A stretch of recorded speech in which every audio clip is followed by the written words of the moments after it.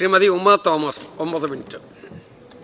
Sir, ജനങ്ങളുടെ ക്ഷേമവും സംസ്ഥാനത്തിൻ്റെ സമഗ്ര വികസനവും ലക്ഷ്യമിട്ടിട്ടുള്ള ഈ ഉപധനാഭ്യർത്ഥനയെ ഞാൻ പൂർണ്ണമായും അനുകൂലിച്ച് എൻ്റെ പിന്തുണ രേഖപ്പെടുത്തുന്നു. സർ, സാമ്പത്തിക പരിമിതികൾ വികസനത്തിന് തടസ്സമാകാതെ ലഭ്യമായ വിഭവങ്ങൾ ഫലപ്രദമായി വിനിയോഗിച്ച് ജനങ്ങൾക്ക് കൂടുതൽ മെച്ചപ്പെട്ട അടിസ്ഥാന സൗകര്യങ്ങളും സേവനങ്ങളും ഉറപ്പാക്കാൻ സർക്കാർ നടത്തുന്ന പ്രവർത്തനങ്ങൾ അഭിനന്ദനാർഹമാണ്.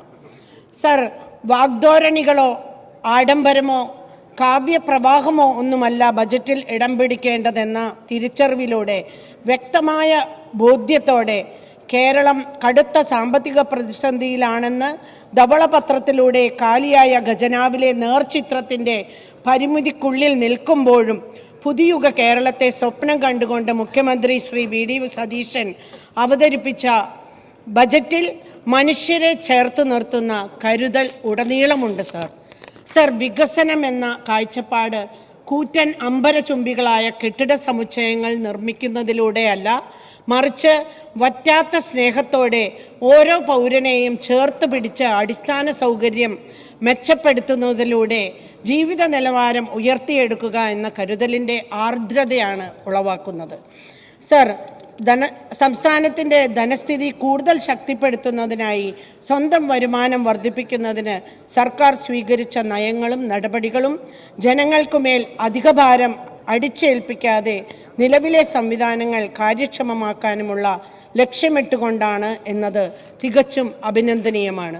സർ, ഈ ബജറ്റിൽ കേരളത്തെ ലോക മാരിടൈം ഭൂപടത്തിൽ രേഖപ്പെടുത്താനുള്ള സമഗ്ര പദ്ധതിയായ മിഷൻ സമുദ്രയിലൂടെ വിഴിഞ്ഞം അന്താരാഷ്ട്ര ട്രാൻസ്ഷിപ്മെൻറ്റ് ടെർമിനലിൻ്റെ അനന്തമായ സാധ്യതകൾ പ്രയോജനപ്പെടുത്തി കേരളത്തെ പ്രമുഖമായ സമുദ്രാനുബന്ധ വികസന കേന്ദ്രവും ഏകീകൃത തുറമുഖ നഗരവുമാക്കി റോഡ്, സമുദ്രം, റെയിൽ, ഉൾനാടൻ ജലപാതകൾ, നിർമ്മാണ മേഖലകൾ, ഗ്രീൻഫീൽഡ് സിറ്റി എന്നിവ ബന്ധിപ്പിച്ചുകൊണ്ടുള്ള മാരിടൈം സമ്പദ് വ്യവസ്ഥയിലേക്ക് കുതിച്ചുയരും എന്ന പ്രതീക്ഷയാണ് സർ നൽകുന്നത്. സർ, ജലഗതാഗതം ചീപ്പസ്റ്റ് വേ ഓഫ് ട്രാൻസ്പോർട്ട് എന്ന തിരിച്ചറിവിലൂടെ പരിസ്ഥിതി സൗഹൃദമായ ചരക്ക് നീക്കം പ്രോത്സാഹിപ്പിക്കുന്നതിനും ജലപാതകളുടെ ഫലപ്രദമായ വിനിയോഗം അത്യന്താപേക്ഷിതമാണ്. ഈ മേഖലയിലെ നിക്ഷേപങ്ങളും അടിസ്ഥാന സൗകര്യ വികസനവും കൂടുതൽ ശക്തിപ്പെടുത്തി സർക്കാർ മുന്നോട്ട് പോകണമെന്ന് അഭ്യർത്ഥിക്കുന്നു. സർ, അതോടൊപ്പം കടുത്ത സാമ്പത്തിക പ്രതിസന്ധി നേരിടുന്ന ഈ അവസ്ഥയിൽ പ്രവാസി നിക്ഷേപത്തിന് സർക്കാർ തന്നെ ഭദ്രത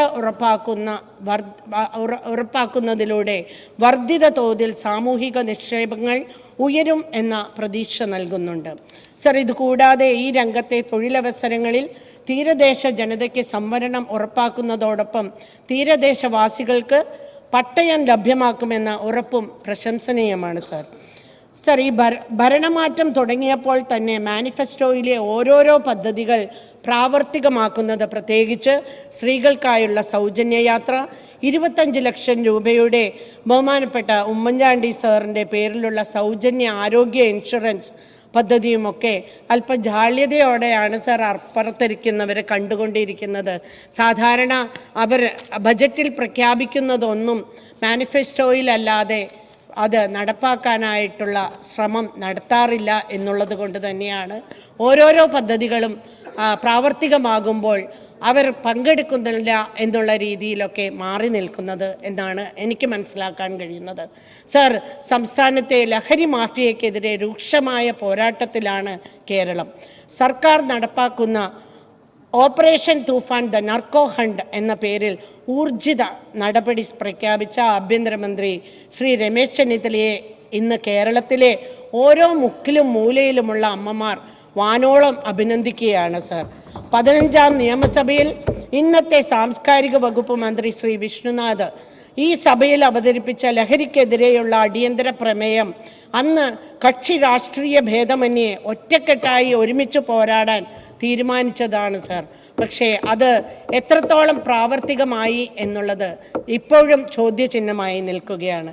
എന്നാൽ ശക്തമായ ഇടപെടലിലൂടെ ലഹരിയുടെ വിപണനവും ഉപയോഗവും തടയുന്നതിനും യുവതലമുറയെ ഈ സാമൂഹിക വിപത്തിൽ നിന്ന് സംരക്ഷിക്കുന്നതിനുമായി പോലീസ്, എക്സൈസ് ഉൾപ്പെടെയുള്ള വിവിധ വകുപ്പുകളുടെ ഏകോപനത്തോടുകൂടി നടത്തുന്ന ഈ ദൗത്യം സമൂഹത്തിന് വലിയ ആശ്വാസമാണ് സാർ. ആത്മവിശ്വാസം നൽകുന്നുണ്ട് സാർ. സർ, കേരളം തൂഫാൻ വാരിയേഴ്സായി പ്രവർത്തിച്ചു കൊണ്ടിരിക്കുകയാണ്. എല്ലാവരും അർപ്പണ ബുദ്ധിയോടുകൂടി ഇതിലേക്ക് ഇറങ്ങി തിരിച്ചിരിക്കുകയാണ് സാർ. ഈ പ്രവർത്തനങ്ങൾക്ക് കൂടുതൽ കരുത്തേകുന്നതിനും തൃക്കാക്കര മണ്ഡലത്തിലെ നിയമസമാധാന പരിപാലനവും ലഹരി വിരുദ്ധ പ്രവർത്തനങ്ങളും ഒക്കെ ഏകോപിപ്പിക്കുന്നതിനും കൂടുതൽ കാര്യക്ഷമമാക്കുന്നതിന് വൈറ്റിലയിൽ ഒരു പുതിയ പോലീസ് സ്റ്റേഷൻ അനുവദിക്കണമെന്ന് സർക്കാരിനോടും വകുപ്പ് മന്ത്രിയോടും ഞാൻ പ്രത്യേകം അഭ്യർത്ഥിക്കുന്നു സാർ. സർ, ജനസാന്ദ്രതയും നഗരവൽക്കരണവും അതിവേഗം വർദ്ധിച്ചു വരുന്ന ഈ മേഖലയിൽ പുതിയ പോലീസ് സ്റ്റേഷൻ സ്ഥാപിക്കുന്നത് കുറ്റകൃത്യങ്ങൾ തടയുന്നതിനും പൊതുജനങ്ങൾക്ക് വേഗത്തിലും ഫലപ്രദമായും പോലീസ് സേവനങ്ങൾ ലഭ്യമാക്കുന്നതിനും സഹായമാകും സാർ. സർ, എക്സൈസ് വകുപ്പിൻ്റെ മയങ്ങില്ല കേരളം എന്ന പദ്ധതി കൂടി കേരളത്തിൽ തൂഫാൻ വാരിയേഴ്സിനെ സൃഷ്ടിക്കാൻ മേമ്പൊടിയായി പ്രവർത്തിച്ചു കൊണ്ടിരിക്കുന്നു എന്നുള്ളത് പ്രത്യേകം അഭിനന്ദനീയമാണ് സാർ. സർ, സംസ്ഥാനത്തിൻ്റെ ധനസ്ഥിതി കൂടുതൽ ശക്തിപ്പെടുത്തുന്നതിനായി സ്വന്തം വരുമാനം വർദ്ധിപ്പിക്കുന്നത് സർക്കാർ സ്വീകരിച്ച നടപടികൾ ഒരിക്കൽ കൂടി അഭിനന്ദനത്തോടെ പറയുകയാണ് സർ. കേരളത്തിലെ നിരവധി പൊതുമേഖലാ സ്ഥാപനങ്ങൾ ഇന്നും സർക്കാർ സാമ്പത്തിക സഹായത്തെ ആശ്രയിച്ചാണ് പ്രവർത്തിക്കുന്നത്. സംസ്ഥാനത്തിൻ്റെ വിലപ്പെട്ട പൊതുമുതലായ ഈ സ്ഥാപനങ്ങളെ ദീർഘകാലം നിലനിർത്തുന്നത് പൊതുഖജനാവിന് അധിക ബാധ്യത സൃഷ്ടിക്കുന്നു.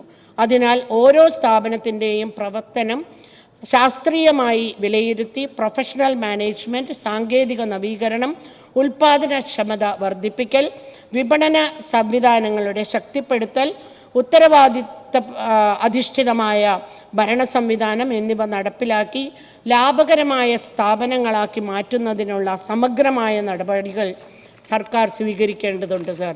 പൊതുമേഖലാ സ്ഥാപനങ്ങളെ സർക്കാരിന് സ്ഥിരമായ വരുമാനം, അതായത് റവന്യൂ ജനറേറ്റിംഗ് സെൻറ്റേഴ്സായിട്ട് മാറ്റി വ്യക്തമായ പ്രവർത്തന പദ്ധതിയും സമയബന്ധിതമായ നടപ്പാക്കലും ഈ സർക്കാർ നടത്തുമെന്ന് ഞാൻ ഉറച്ചു വിശ്വസിക്കുന്നു. സർ, ആയിരക്കണക്കിന് കുടുംബങ്ങളാണ് ഇന്ന് ഫ്ലാറ്റുകളിൽ താമസിക്കുന്നത്. എൻ്റെ മണ്ഡലത്തിൽ അധികവും ഫ്ലാറ്റുകളിൽ താമസിക്കുന്നവരാണ് സർ അവിടെ വസിക്കുന്നത്. സ്വന്തമായി പറയാവുന്ന ഭൂമിക്ക് അർഹരല്ലെങ്കിലും ഇവരൊക്കെ ഇവിടെ താമസിക്കുന്നത് സേഫ്റ്റിയും സെക്യൂരിറ്റിയും ഒക്കെ പ്രതീക്ഷിച്ചാണ് സാർ. ഇന്ന് ഈ കുടുംബങ്ങൾക്ക് കുടിവെള്ളം, ശുചിത്വം, മലിനജല സംസ്കരണം, വൈദ്യുതി തുടങ്ങിയ അടിസ്ഥാന സൗകര്യങ്ങൾ ഉറപ്പാക്കുന്നതിൽ നിലവിലുള്ള സംവിധാനങ്ങൾ പര്യാപ്തമാണോ എന്ന് ഗൗരവമായി പരിശോധിച്ച് ഉറപ്പാക്കേണ്ടതുണ്ട് സാർ. എൻ്റെ മണ്ഡലത്തിൽ 190 MLD-യുടെ ഒരു പ്ലാന്റ് വന്നാൽ മാത്രമേ 24x7 കുടിവെള്ളം ലഭ്യമാകൂ എന്ന് തിരിച്ചറിഞ്ഞിട്ടും ഇന്നുവരെ അത് പ്രാവർത്തികമാക്കാൻ കഴിഞ്ഞ ടേമിൽ ഞാൻ ബൈ ഇലക്ഷനിലൂടെ വന്നപ്പോൾ മാനിഫെസ്റ്റോയിൽ, LDFൻ്റെ മാനിഫെസ്റ്റോയിൽ ഉണ്ടായിരുന്ന കുടിവെള്ളം എല്ലാ വീടുകളിലും എത്തിക്കുമെന്ന മാനിഫെസ്റ്റോയിലെ ഒരു വാക്കുകൾ ആ പേപ്പറിൽ മാത്രം ഒതുങ്ങുകയായിരുന്നു. അത് പ്രാവർത്തികമാക്കാനായിട്ട് ഒന്നും ചെയ്തില്ല എന്നുള്ളത് വളരെ വേദനയോടുകൂടി പറയുകയാണ് സാർ. എൻ്റെ ജനങ്ങൾ വെള്ളത്തിനായി ദാഹിക്കുന്നു സാർ. അതിനൊരു പരിഹാരം ഉണ്ടാവണമെന്ന് പ്രത്യേകം അഭ്യർത്ഥിക്കുകയാണ് സാർ. ജനങ്ങളുടെ ആരോഗ്യ സംരക്ഷണത്തിന് സർക്കാർ നൽകുന്ന പ്രാധാന്യം അഭിനന്ദനാർഹമാണ് സാർ. പക്ഷേ എൻ്റെ മണ്ഡലത്തിൽ കിടത്തി ചികിത്സയുള്ള ഒരു സ്ഥാപനം പോലും എൻ്റെ മണ്ഡലത്തിലില്ല എന്നുള്ളതും വേദനയോടുകൂടി പറയുകയാണ് സാർ. ഇതെല്ലാം പരിഹരിച്ച് ഏറ്റവും ഭംഗിയായി നീങ്ങും എന്ന് ഞാൻ സമസ്ത മേഖലകളെയും തൊട്ട് തലോടിക്കൊണ്ട് വയോജനങ്ങൾ മുതൽ യുവതലമുറ വരെ സാഹിത്യവും സിനിമയും ടൂറിസവും കൃഷിയും ആരോഗ്യവും സംരക്ഷണവും വിദ്യാഭ്യാസവും തൊഴിലുമൊക്കെ പരിലാളിക്കപ്പെടുന്ന ഈ ബജറ്റ് സർവ്വതല സ്പർശിയാണെന്ന് നിസ്സംശയം പറയുകയാണ്. കൊട്ടിഘോഷിച്ച് പ്രഖ്യാപിക്കുന്ന പദ്ധതികൾ നിരുത്തരവാദിത്വം കൊണ്ടും അലസത കൊണ്ടും ജലരേഖകളാക്കി തീർക്കാതെ ഈ ബജറ്റ് പ്രഖ്യാപിക്കപ്പെട്ട സമയബന്ധിതമായി പൂർത്തീകരിക്കാൻ കൃത്യമായും നിരീക്ഷിക്കാനുള്ള സംവിധാനം കൂടി ഉറപ്പുവരുത്തണമെന്ന് പറഞ്ഞുകൊണ്ട് ഞാൻ ഒരിക്കൽ കൂടി ഈ ബജറ്റിനെ പിന്തുണയ്ക്കുന്നു സർ.